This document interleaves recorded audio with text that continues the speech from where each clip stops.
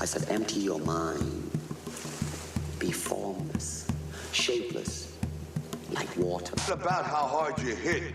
It's about how hard you can get hit and keep moving forward. How much you can take and keep moving forward. Join movement expert Aaron Alexander as he dives into the minds of the foremost innovative healthcare thinkers and movement masters on their approach to optimal health and wellness. Align Podcast. Welcome back to Align Podcast. My name is Aaron Alexander. Today's beautiful episodes with repeat guest, Mr. Ben Greenfield. Y'all are familiar with him by now, I'm sure. He is New York Times bestselling author, Beyond Training. He is podcast host, Ben Greenfield Fitness. He is a professional athlete. He's rad. He's one of the highest achieving individuals, I think, that I'm associated with. And we get into what makes him tick in the first place with all that. We get into the power of sauna and all sorts of really great stuff. I hope you guys really enjoyed this conversation. Thank you so much for tuning into the website, alignpodcast.com, alignpodcast.com. On there, you can start the 5-day movement challenge, breaking down 5 fundamental things that I think everybody needs to be incorporating into their daily movement practice. So you just jump on there, alignpodcast.com. Get started on that thing. Thank you guys so much for using iTunes. Thanks for sharing this thing. Thanks to all y'all that came out to the workshop at On It this weekend. I'm taking off back from Austin, Texas, going back to Los Angeles here in a couple days. So just big thanks for everybody that came out to support that. And finally, thank you so much to those of you that have grabbed the Align Method online program, which restores function throughout your ankles and your hips and your spine, essentially unwinding the patterns of staring into technology and sitting in chairs. So forward head posture, rolled forward shoulders, all that stuff. It gets those parts back in order. And there's a 7-day free trial, so you guys can try week 1 of that thing. So you just go to alignpodcast.com, go into products and programs, and you'll see it right in there. All right, I think we're good to go. Thanks so much for tuning in. I hope you devour this conversation. Align Podcast. All right, sauna's on. Cold temperatures have happened. We're completely bastardizing sauna culture Got the right now. Official bell. I think in Finland they sit stoically with the giant smoke sauna. We bring a bunch of technology into ours and Yeah, what do you think about that? What do you think about the chill with our phones. Have you done our basketball shorts? Have you done the classic classic saunas? Classic smoke sauna in Finland. What's that all about? It's pretty cool. Like at the Finnish Men's Society, they gather at the end of the day for like 2 hours, and there's 5 different smoke saunas at different temperatures, and some are designed just for you to go in and meditate. You don't speak at all, and others there you talk very quietly, and it's very it's almost liturgical. Almost feels like you've gone to a church, and then you go and you jump in the Baltic Sea, and you kind of cool yourself off in the cool air, and then you go back in, you hit the sauna again, stop off for some fish soup or some beer in the little cafe that they have right there in the middle. There's an average of 1 sauna per household in Finland. And so you don't have to go to the sauna society, but many people gather there at the end of the day. And of course, these days everybody knows about the research, specifically in Finland on Finnish men, that 4 to 5 times a week of 20 to 30 minute sauna use reduces all-cause risk of mortality by a lot. I mean, it's I forget what it is, but it's like 4 to 5 year increase in lifespan. And then you see a decrease in Alzheimer's. It's also significant. I think Alzheimer's is like 60%. Type 2 diabetes is lower than that, but still high, like 40% or something like that. And I think they even isolated for a lot of confounding variables, but the one thing I don't think they isolated for is what you're doing when you're in the sauna, right? Like you're talking to people and you're relaxing and you're not watching TV, which we know also leads to not mindless snacking. And it's kind of like alcohol, right? We know alcohol can extend lifespan, but in many places where they're drinking alcohol with friends, at a dinner table, laughing, socializing. There's a lot of dynamics that I don't think you can isolate. But I wonder. I'm a fan of the sauna. Yeah, sounds like. I wonder how much of that is the pattern interrupt. It seems like each day we kind of just layered on top of each other, and it's continually bombarded by, now with like social media, we're continually on this loop, and you wake up and boom, right back in your face. Whereas the sauna, it's this container where, in this case, we turned on the phones on airplane mode, but I think a lot of it is just that like purgatory reset. Our sauna at home is a sanctuary, meaning that when I need to have a serious discussion with my boys, where do we go? The sauna. When I'm at the end of the day and I need to relax, I go to the sauna. There is no phone in the sauna. There's no it's not a place you go to like get work done or be productive. You don't drag your laptop in there. You don't bring business books in there, right? So the sauna is the place where I go to read fiction or read magazines, to light a stick of Palo Santo and just sit there and meditate, to take my boys in and light a candle or flip an hourglass and just stare off into space and relax. I go in there to do yoga. On Sunday mornings, I lay in my back after I've had a little bit of mushroom tea, and I do some breath work, like a holotropic breath work session, and just drench the floor in sweat. But now I have this trigger that goes off when I walk into the sauna, where my entire body just relaxes. So it's to the point now where when I get to the end of the day and I'm stressed and we're having dinner in a half hour or whatever, and I know I need to turn on my parasympathetic nervous system, I go in the sauna, and I mean, within 30 seconds, my body just knows, okay, this is the place. It's like same thing when I sit in the little rocking chair in my living room. That's always where I write, and so my body just goes into writing mode. So You've classically conditioned your sauna into being a parasympathetic state. Yep. That's dope. I suppose I could have just put a Netflix and some pizza in there and conditioned it for other things, but yeah, right now it's the holy place in the basement. That's really good, man. It seems like something that it seems like you've made a lot of headway in learning how to relax. It seemed like in the past, like I've heard you say like that, something's like feeling like you need to listen to every podcast and read every book and have every factoid and more. Do you feel like you've made? Am I accurate with that? With saying that even in the first place? Well, I certainly still struggle when my wife is out in the hammock on the patio, sipping a glass of wine and staring off into the sunset, going out there and joining her without feeling as though I need to be off doing something. And sometimes that doesn't mean business, right? Sometimes it means I need to finish chapter 26 of Harry Potter book 5, or I need to go learn that song on the ukulele that I've been trying to nail, or I need to go cook something for dinner, and I could have used these 10 minutes to learn how to sous vide, or whatever. I always have thoughts going in the back of my head about productivity, and I think that's just the way I'm wired. I think that many people are wired, and you can even test things like this, like the amount of time that serotonin and dopamine hang out in the synaptic cleft is different for different people, and some people just need that they thrive on that neurotransmitter release, and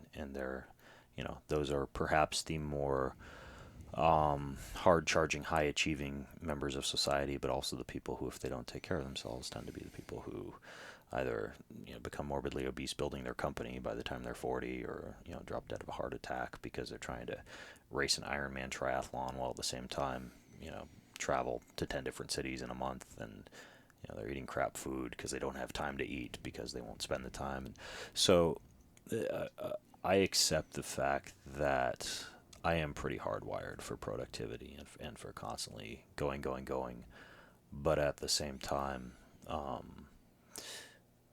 I have learned to relax. Even when I relax, though, I relax with purpose, right? Meaning, like, if I meditate, I'm meditating because I know I'm decreasing salivary cortisol, and I'm going to improve my deep sleep cycles, and improve my lifespan and decrease the rate at which my telomeres shorten. And I don't just meditate because it feels good to chill out, right? So, where do you think that comes from? I think I think that's kind of a core belief or pattern instilled in me during childhood, because I grew up in a very weird environment in which I was able to self-select my learning pattern and was not influenced by peers or discovering things at the rate at which other people discovered them. I was homeschooled, and homeschooled in almost a very odd way, where my parents would buy curriculums and just give them to me, and I would go through them at my own pace, and I didn't really learn, or never really grew up with this idea of, stop and take recess, or pace yourself at whatever, a chapter a week, or I would just move through stuff and eat it up as fast as I could, and then move on to the next thing. And even in college, I worked 5 jobs. I took 28 credits a semester, and part of it is because I like to achieve, but part of it is because I never learned otherwise. Like I just grew up filling every single day from the age of 6 with as many things as I could. And for me that might mean, finishing all my coursework by 11, but then I'd be off hiking in the hills, catching rattlesnakes and finding rocks and building castles and coming home and going to tennis practice, then going to soccer practice. And, I spent a ton of time at the library, and I would go to the library and find as many books as I could and sit in bed till 2 a.m., reading Arthur Conan Doyle and C.S. Lewis and J.R.R. Tolkien, and just... that was the way I grew up. Do you think it comes from getting shit done? Yeah. Do you feel like it comes from a place of like contentment as the foundation layer, and then the joy of creation, or do you think that there's ever like a busyness because when the busyness goes away? Yeah. Right. Escape. I think that there is an element of escape, and I recognize that because I see that in my mother. She's very hard to nail down. Like, hey, Mom, you want to have a conversation? You want to sit down and talk? And it's like, yes, and it's 5 minutes, and then she's on her phone, and then she remembers she has to go do something, and then she's talking at you, but she's talking at you from the kitchen while she's preparing something. And so I think I got some of that from her. At the same time, though, I don't feel as though I'm escaping pain or trauma or something like that. I think for me, it's almost just escaping the discomfort of feeling as though I'm not contributing to the planet when I'm sitting still. Like, I feel like that's the best way I can describe it. I feel like I'm shorting myself in terms of achieving my purpose in life if I'm just kind of slacking off and not doing something. And even when I'm meditating or reading fiction or whatever, like it's always to achieve, right? Like I'm reading Harry Potter, but I'm reading it so I can understand what my kids are talking about when they're discussing Voldemort at the kitchen table, and so I can take them to Harry Potter's Wizarding World, and so yeah, it seems to be just the way I'm wired. We were talking about that I did a podcast with Tate Fletcher and Aubrey Marcus and Kyle Kingsbury, and it's like literally exact conversations. One of the things we were talking about in relation to like being like starting off like from the root place of that contentment, and not necessarily like sometimes I think we seek validation or love through achievement, or not putting this on you at all, more putting this on like myself. Is that potentially come from like, if I don't give, then, do you know what I mean? As opposed to I just genuinely want to give because it feels good. Yeah. Do you know what I'm saying? I don't think I described that very well, but I get what you're saying, and I think for me it's not necessarily I want to give because it feels good, or I want to give because the world expects this of me. It's more like not giving feels lazy to me. Like when I'm not in a state where I am creating or serving or giving or just doing something productive, I almost get guilty that I might be in too much of a consumer mindset. Yeah, that's right? Just like that's good. Sitting around, sucking in air, eating food, right? Just laying around as this piece of flesh, just kind of, not making the most of whatever life I've been given. So, in relation to the book stuff, that was a big part of what I wanted to talk about. One of the chapters in there is how our home forms us, and how our our office forms us, and our anything that we are exposed to forms us. That's our like sauna forms us. Our sauna literally forms us. Yeah. Is there any kind of like standout type things within your own home that you found to form you and your family in a positive direction that maybe might not be so common in the Western world? Sure. I've never been asked that question, but I can certainly think of a few things. Really, you've never been asked that question? No, never. I mean, I've been. I feel like you'd be like the lord of that question. I've been asked, how do you biohack your home? How do you wire your home? And what kind of lighting do you have to reduce flicker? And how do you minimize Wi-Fi and EMF and volatile organic compound? But in terms of wiring up the home for, I forget, how did you phrase it? How it forms you. Yeah, how it forms you. Well, I talked about the sauna, having a place of relaxation and meditation, almost like this, like a holy place in your home that you go to meditate or to worship or to be in solitude or to read or whatever the case may be. I think also a place to gather is very important, and we have 2 gathering places, in addition to the sauna, which I suppose you could say is a gathering place to a certain extent.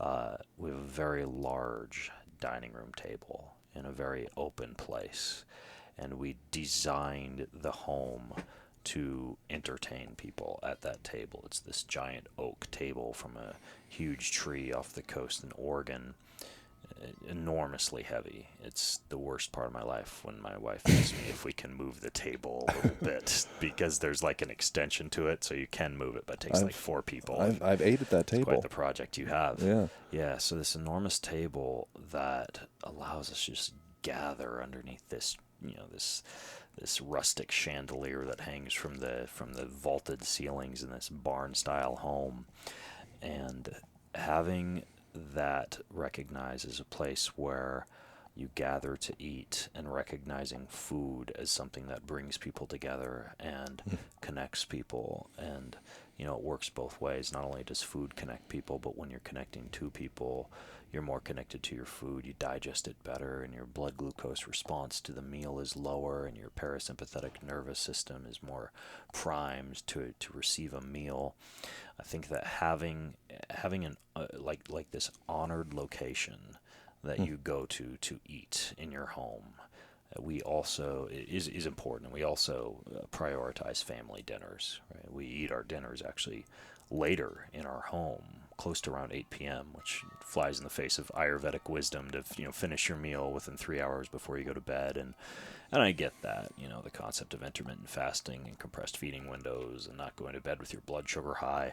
I think there is wisdom to that, but at the same time, I think the pros of being able to eat together as a family after everyone has finished their jiu-jitsu practice and their tennis lessons, and mom's done with everything she's doing, and the goats and chickens have been put to bed, and we're all done, and we can relax and have dinner together and not be thinking about whatever, rushing out the door to chauffeur the kids to some sporting event, or remembering to tie up all the emails in my office in the basement, or just remembering to go take care of the chickens or whatever. We just take care of everything, then we sit down at the table, and often that's like 8:30, but we have our family dinner, and we take out table topics games, or we play hearts, or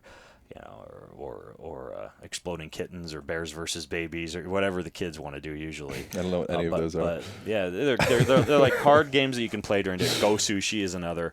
Card games that you can, or games in general that you can play, but still be able to eat. Versus say, like, I don't know, Pictionary is hard to play when you're eating because you're trying to draw and act, and it's too involved. And our dinners will often last like an hour. We'll finish up dinner like around 9, then everybody just kind of packs up, and I play a little guitar, and we say some prayers and go to bed, and it's a wonderful way to end the day. But that dining room table serves as almost like the central gathering place. We also have in the corner of the kitchen what's called the breakfast nook, and that's different, right? That's where the kids will have breakfast, and that's where they do their gratitude journaling in the morning before they head out to catch the bus to school. Usually I'm in the kitchen doing all my weird stretches as my coffee is warming, but simultaneously talking to the boys about their day. They're at the breakfast nook, and that's another spot where it's a gathering place. Upstairs, the bedroom, for example, there's no television, there's no office in our bedroom or computers in our bedroom. It's all lit with red incandescent light.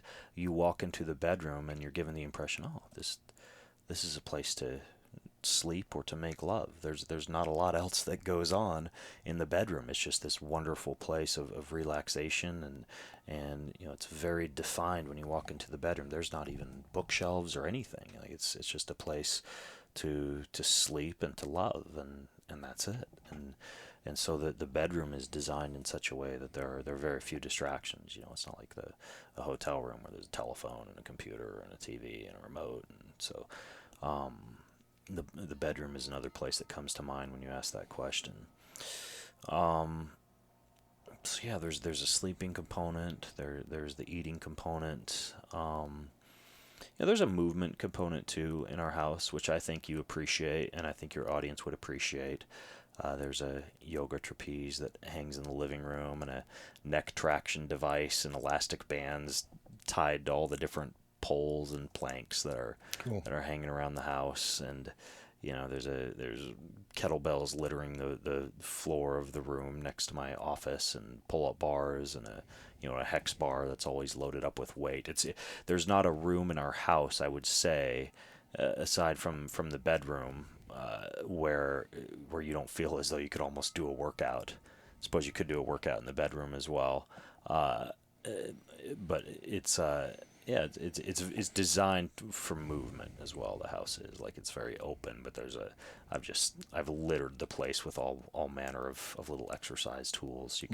You feel as though you could just kind of move all day long, which is nice for me when I'm on phone calls and walking around the house, hanging from this, hanging from that, doing a few pull-ups in between calls, lifting a few heavy things. It's like you get to the end of the day, and that canned workout that we all feel guilty about at the end of the day that we don't have the time to do because we're exhausted at 6 p.m. and we don't want to do a formal exercise session. You shouldn't have to. Yeah. Exercise should be an option at the end of the day, and really only a necessity if your personal Mount Everest is because you want to go do the CrossFit Games or train for a triathlon or a Spartan race, or you're trying to gain muscle, bro, or whatever the case may be. Yeah, there's a time and a place for a formal hardcore exercise session. Yeah. But you should ideally design your home or design your office or hack your environment so that you're engaged in low-level physical activity all day long, hanging and lifting and moving, so that a workout session at the end of the day is just it's optional. It's the icing on the cake if you do it. Yeah, that's like yoga. The origination of yoga, the intention of the asana, the movement practice, is only one of the 8 limbs. And the intention of the asanas within that was actually to prepare you for seated meditation.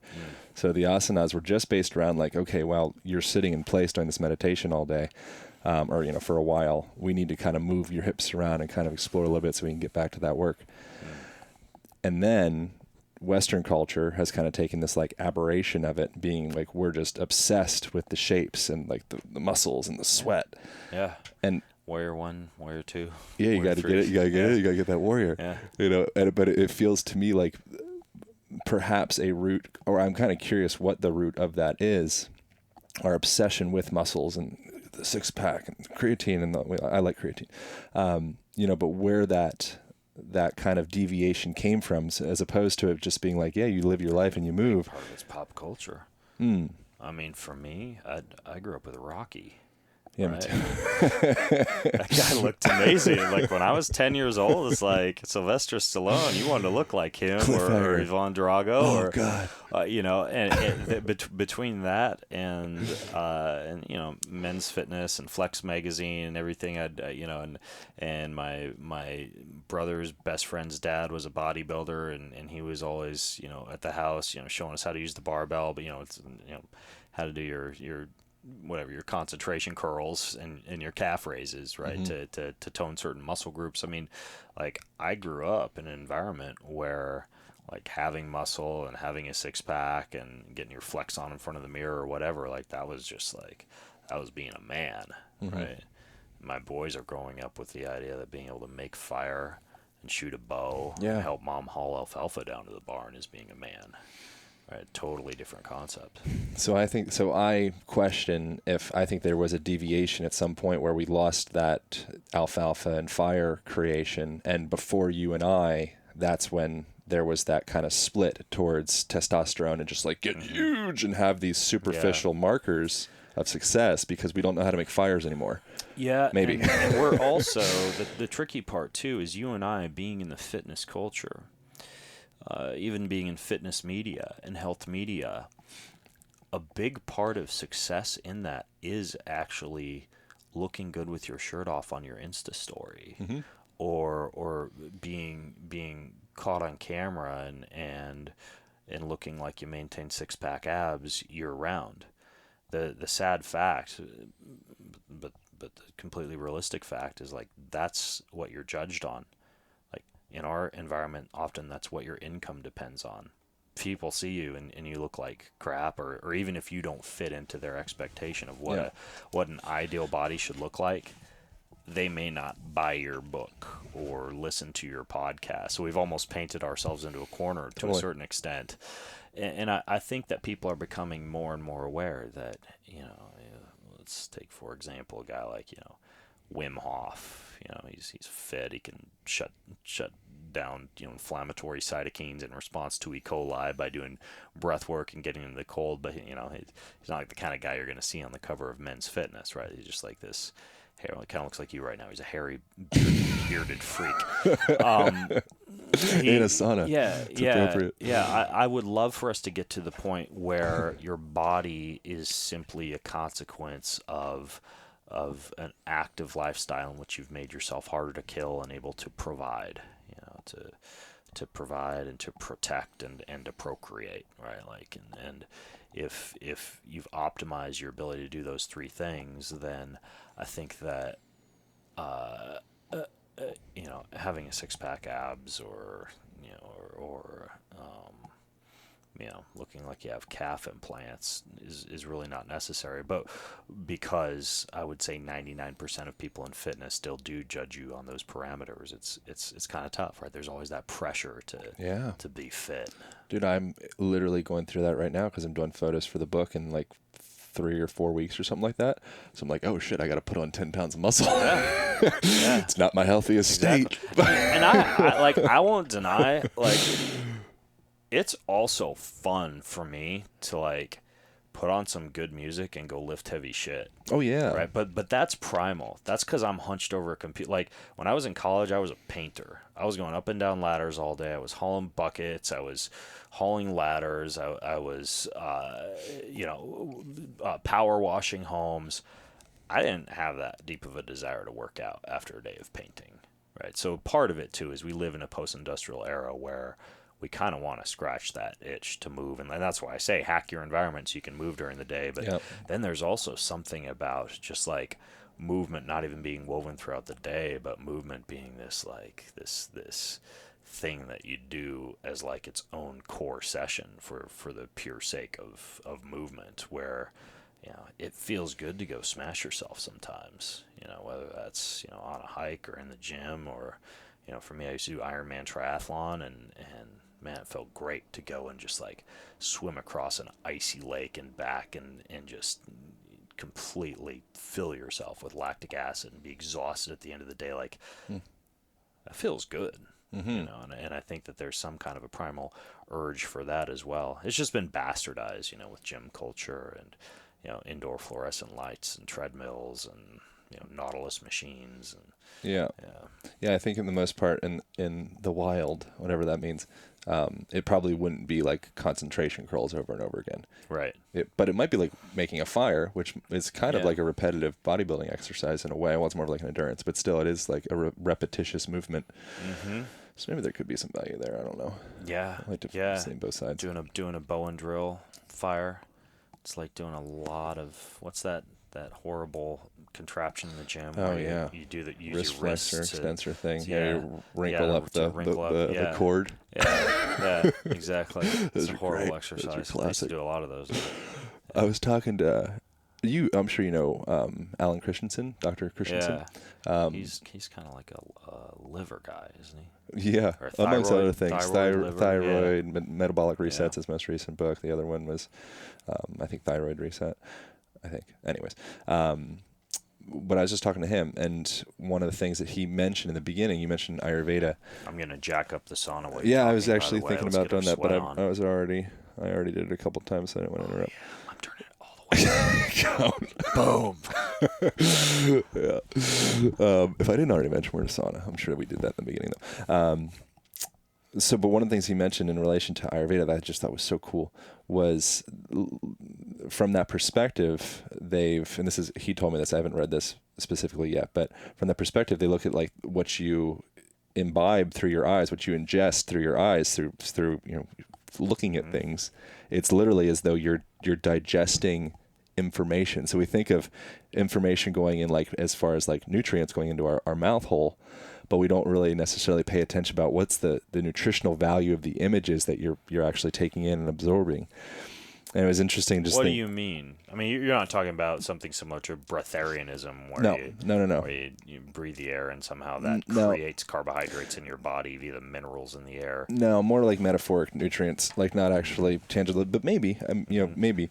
But specifically, like, for example, like looking out a window into seeing like green pastures or, what have you, out over the forest has a vastly different effect. And there's been studies around like patients needing less pain medications and getting out of hospitals sooner when they have just a window or even a picture of something green versus a person that's just staring at like a brick wall. Mm-hmm. So, there's clearly physiological effects from me looking out. Oh, we certainly have a pleasurable response to colors and vibrancy, and also a sympathetic nervous system response. Yesterday, I was on a walk near here in Venice Beach. I was listening to a podcast, and I was walking, and I was very much at peace. I was looking at the sky and the trees, and the information packets that I was consuming, they were coming at me at a pace that my brain could process, and I felt wonderful. And I decided that for lunch I was going to walk over to Erewhon and have lunch at Erewhon.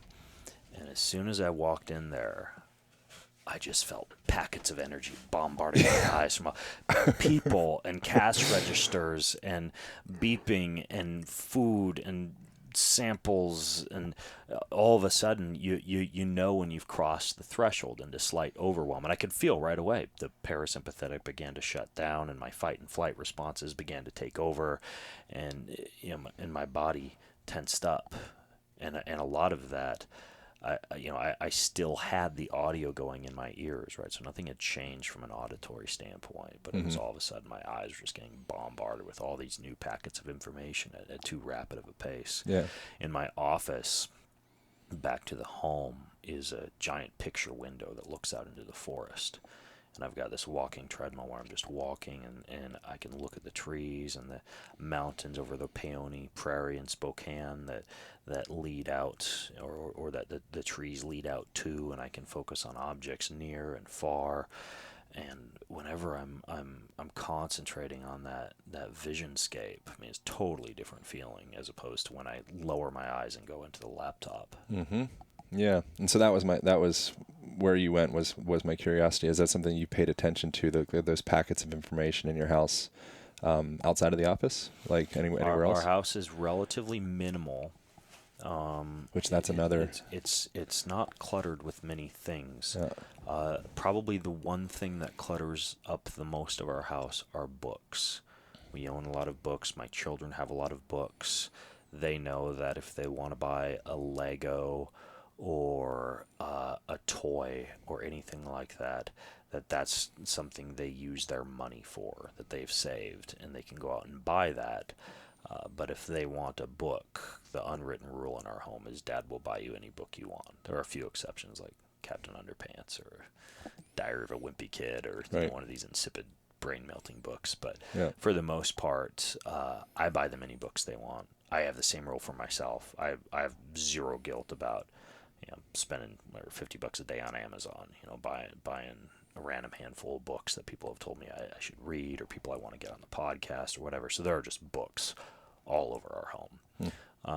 Somewhat organized. It's not like you walk in and trip over books, but there's a lot of books in the home. Aside from that, it's pretty minimal. I mean, it's very minimal. It's like there's very few closets you walk into that are cluttered. It's just a very clean, decluttered home, not because we clean a lot, but just because we don't own that much shit. Like we're very good at saying no, and the only thing that makes that difficult is there is a spot in the garage where, for me as a blogger and a podcaster, this might happen to you too. You just get random boxes of shit sent to you. Like, Yeah, I used to think it was great. Yeah. It was like, I made it. I Christmas every morning that slowly no. becomes hell, because it's like I can eat a maximum of like 1 energy bar a day. Right. And you have boxes and boxes, and you feel bad because mice are eating them out in the garage, and and you get all these exercise devices that just like, I want a barbell, a kettlebell, a hex bar, and maybe a couple of sandbags, right? Yeah. But people send you like this special thing you attach to your arms with the claw in the hand that extends and attaches to the dumbbell, and the 8th different shaped foam roller that one's designed for the psoas. These nipples are different, I swear. Yeah, and it's like, dude, fuck me, I don't even know where to put all this stuff. So there's like a section of the garage that is kind of cluttered up with random exercise gear and supplements. Yeah. Aside from that, though, it's a pretty clean home, and that stuff's kind of out of sight, out of mind. Yeah, I think those things, and I was reading research around this, when you are looking at a cluttered place, like it literally takes up like neurological real estate. Like when you look out into your desk or your room, you have a memory. There's bandwidth that you're devoting to each individual piece that's in that room. And when you have a clearer space, or like a feng shui balance type space, you go into that room, it's like, oh. Mm-hmm. Yeah. And what that is physiologically, I think, is just so like endlessly interesting. How we translate that information. Yeah, it is. And what's interesting too is when you walk through a forest. Yeah. It's kind of cluttered. Totally. There's rocks and mushrooms and moss and fallen tree limbs. Feng shui AF, though. Roots. Yeah. But for some reason, it doesn't stress. You know what I've thought about, though, is if you're like a plant foraging wilderness expert tracker, maybe it does stress you out. Maybe you're walking through the forest and you're like, I could eat that right now, or I could eat that right now. Yeah. And that species of bark shouldn't be there. And that mold is going to take over that tree. And in 20 years, that clump won't be there. So maybe if you knew enough, the forest would be distracting and stressful too. But it is kind of a paradox that, a cluttered up natural outdoors environment really doesn't stress you out at all. But you walk into a home, it's the same way. And it just seems out of place. I think French gardening versus English gardening, there's like a stark contrast between one, I don't remember which one, but the one they want to organize it and make lines and make it, and the other one they want to have that wild aspect to it. Yeah. Have you heard such a thing? I don't know, but I like we have 8 raised garden beds, and I simply love what my wife does out there in the spring, because all the deer fencing that's up so that the whitetail don't eat all of our victuals, it's all covered in vines with tomatoes and beans, and they're crawling up everywhere, and you walk in and you almost get lost in the green. It's very wild. It's organized. You kind of know where the kale is, and you know where the Swiss chard is, and you know where the cilantro and the rosemary are growing, but it's also kind of wild, right? Like, it's not like this pruned, clean garden. Mm-hmm. I like that, which is kind of odd, right? Because I like my office kind of organized and tidy, and I want to know like where to find which books, and my office just has the one clean Apple computer and the external monitor on it, and that's it. But when I go outside in nature, I kind of like it wild. Mm-hmm. Yeah. I was talking about John Roman. I don't know how to say his last name. Roman Yellow. I like Roman Yellow. Roman Yellow is fun. It's a double L. Yeah. I think it's John Romanello. Romanello. Yeah, I think so. I haven't talked to him in a long time. All right. But anyways, so we were talking about like language and writing and such, and that was it's similar. This relates. It's similar how like older, like our parents, they were way better. You're quite good at this actually, but they were really way better with like grammar and form and structure to the sentence. Whereas like modern people, like millennial folks, we like just talk into the phone and it writes stuff. So our expression is much more blah out of our head. Mm-hmm. And it's literally it's forming the way that we write. But I think it's also interesting how the way that we write and the way that we read forms the way that we think and the way that we perceive. Mm-hmm. I think the same thing happens with our home or nature or. Yeah, it's Yeah. interesting. A lot of books these days read like a mashup of blog posts and tweets, right? Yeah. Bold, italicized, 28 ways to get that, and then you move on to the next. And yeah, it is interesting. It has changed the dynamic of literature in a sense. Yeah. And Yeah. I wonder how that changes the way that we think specifically, the way that we perceive things. And I don't know what the answer is exactly. It's just something I'm stewing on. I think that it shortens attention span, and it decreases our ability to be able to communicate effectively, in my opinion. What does effectively mean? Meaning being able to elucidate your thoughts in an elegant, clear, and complete manner. To be able to, and I suppose if there's one saving grace to Twitter, sometimes you'll write something and it's just like a vomiting on the keyboard, and for example, this study talks about the effect of whatever kimchi, sauerkraut, and yogurt on your gut, and I think it's really interesting. You should go check this out. Right. And someone who's good at Twitter or tweeting might say, fascinating article on ferments. Right. Right, a little alliteration. And that's it, right? 4 words, we're in, we're out. So maybe there are certain circumstances in which it does teach us how to communicate more clearly and effectively, but I think that people are becoming more and more used to receiving information in small packets, or receiving it in almost like a very conversational, bolded here, italicized here, single sentences. Just almost a very different form of literature compared to what we might see in the great books. I doubt there's a lot of contemporary children who would really be able to handle like Homer's Iliad or Odyssey. Yeah. And one could argue, well, maybe there's not a need for that, right. But I think that creating great art can be hampered and hurt to a certain extent by this idea that you create it quickly, and it needs to be something that someone can consume from their smartphone in a very short period of time. Yeah. Yeah. So in relation to sound, and we'll wrap up soon because we got to wrap up. But in relation to the sound, that's another chapter in the book is around how sound forms you as well. So things like, for like the babbling brook versus like traffic, and how the impact that has in like ADHD with kids and just like the formation of our brains. It's interesting when we start looking sound like pollution. Sound pollution. Yeah. That's something that you've been stewing on for a while. Is there any kind of like standout things that you do in your own life with that? I've left most of the trees standing on our property. I've cleared the ones in close proximity to the house because I don't want to wake up with a redwood branch in my roof on a windy night one evening. I want to protect the home and the roof. But aside from that, I've left many of the trees up because they serve as perfect insulation.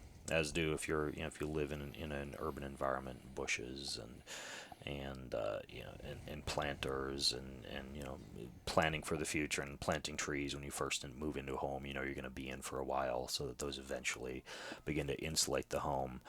There's some possibility it may also protect us a little bit from this emergence of 5G. Just the more dense plant matter you can have surrounding your house might also help you not just with sound pollution but also electrical pollution. In addition to that, a few of the things that I incorporate into our home,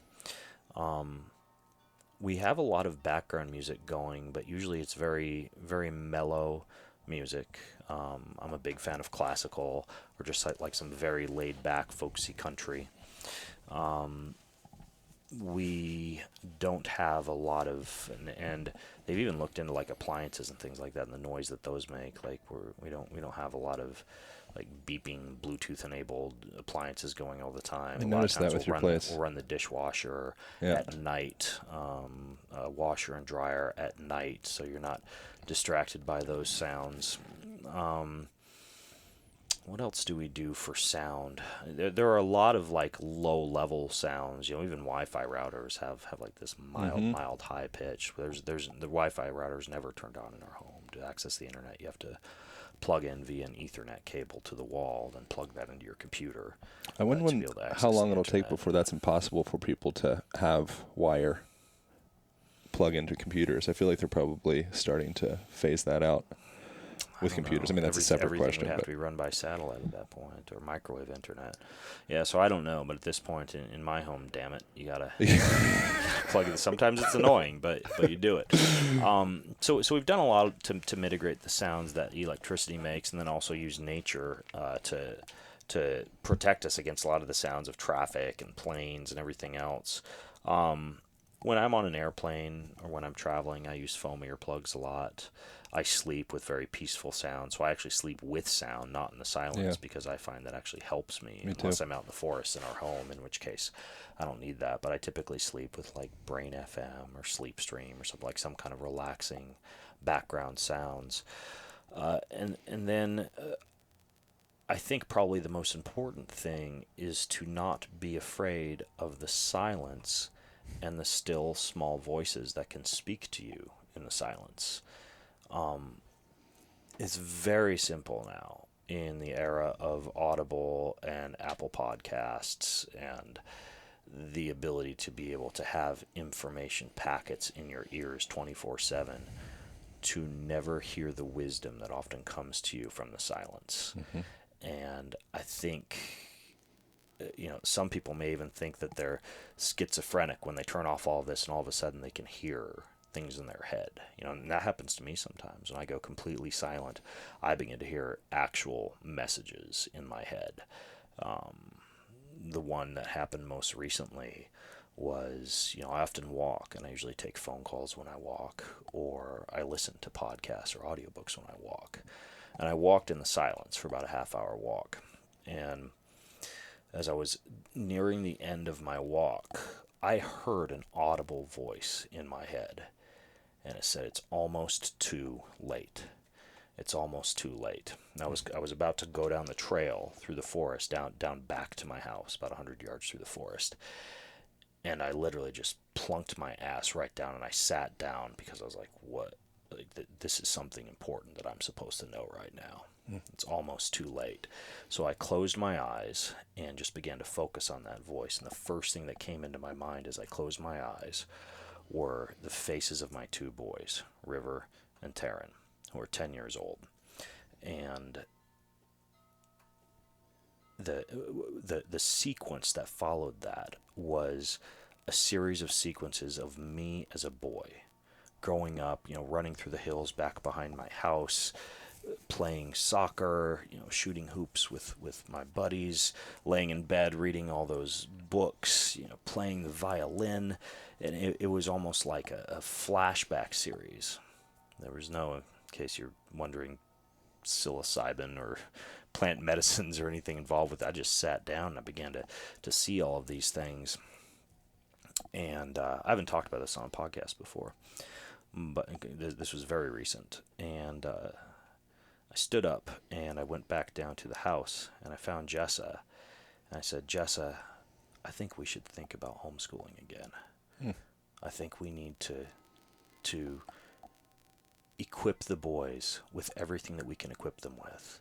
And I don't know if they can get all of that where they're at right now." And I said exactly what I heard. I was like, it's almost too late, but we can still create for them the most epic childhood ever. And literally, like right now, like we've spent this week in California planning out the curriculum, and like this Sunday we will be sitting them down and asking them if they'd like to drop out of school, and not start 6th grade next year. And that was all in that still small voice in the silence that led to this avalanche. But there was no question in my mind that that's what the voice was. But it just came to me out of the blue because I had nothing in my ears and I was being quiet. And when you think about that, that's pretty big, because that might change the lifespan of two young men that could then go on to change the world and make it a better place. And that all came from, knocking out the sound pollution. I love that. That's a great way to finish the podcast. Yeah, I dig that. There's all sorts of more stuff that I'd like to go in with that, but it's 3:59. Time to wrap it up. There's a quote, or maybe, I don't know. It's a quote. I'm paraphrasing, but Byron Katie, she said something along the lines of, If you have a question, ask it and then sit in silence and wait for the answer to come.